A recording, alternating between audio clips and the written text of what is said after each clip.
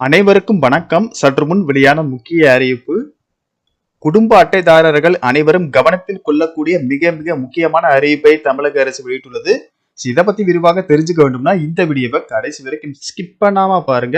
வீடியோக்குள்ள போறதுக்கு முன்னாடி இந்த வீடியோக்கு ஒரு லைக் பட்டனை பிரஸ் பண்ணிக்கோங்க. இது வரைக்கும் இந்த சேனலை சப்ஸ்கிரைப் பண்ணாதவங்க சப்ஸ்கிரைப் பண்ணிக்கோங்க. தமிழகத்தில் தற்போது 2,23,00,000 குடும்ப அட்டைதாரர்கள் உள்ளனர். இவர்களுக்கு 34,793 நியாய விலைக் கடைகள் மூலம் அத்தியாவசிய பொருட்கள் வழங்கப்பட்டு வருகிறது. இந்த நிலையில் குடும்ப அட்டைகள் மூலம் 7,51,954 பயனாளிகள் பயன்பெற்று வருகின்றனர்.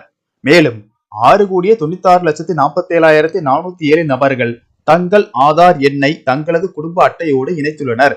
மொத்தம் உள்ள குடும்ப அட்டைகளில் தேசிய உணவு பாதுகாப்பு சட்டத்தின் கீழ் வரும் அந்தியோதயா அன்ன யோஜனா திட்டத்தின் கீழ் முன்னுரிமை பெற்ற குடும்ப அட்டைகளும் உள்ளன. அது மட்டுமல்லாது ஒரே நாடு ஒரே குடும்ப அட்டை திட்டம் தமிழகத்தில் செயல்படுத்தப்பட்டு வருகிறது. இந்த சூழ்நிலையில் தமிழகத்தில் உணவுப் பொருள் வழங்கல் திட்டம் கணினி மயமாக்கப்பட்டு ஆதார் எண் இணைக்கப்பட்டு உள்ளதாலும் கைரேகை பதிவு மூலம் பொருட்கள் வழங்கப்பட்டு வருவதாலும் யார் வேண்டுமானாலும் எந்த நியாய விலைக் கடைகளிலும் பொருட்கள் வாங்கலாம் என்ற நிலை தற்போது உள்ளது. இந்த நிலையில் கடந்த சில மாதங்களுக்கு முன்னர் குடும்ப அட்டையில் உள்ள உறுப்பினர்கள் அனைவரும் தங்கள் கைரேகையை பதிவு செய்ய வேண்டும் என அறிவுறுத்தப்பட்டிருந்தது.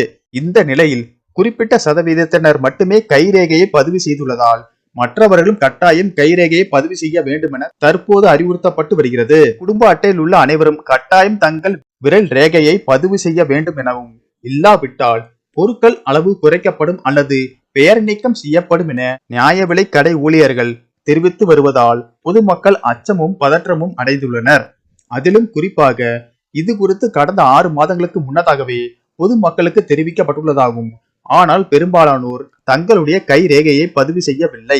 ஆகவே இது சம்பந்தமாக தற்பொழுது மீண்டும் தெரிவிக்கப்பட்டுள்ளதால் பொதுமக்களுக்கு நியாய விலைக் கடை ஊழியர்கள் அறிவுறுத்தி வருவதாகவும் தெரிவிக்கப்பட்டுள்ளது.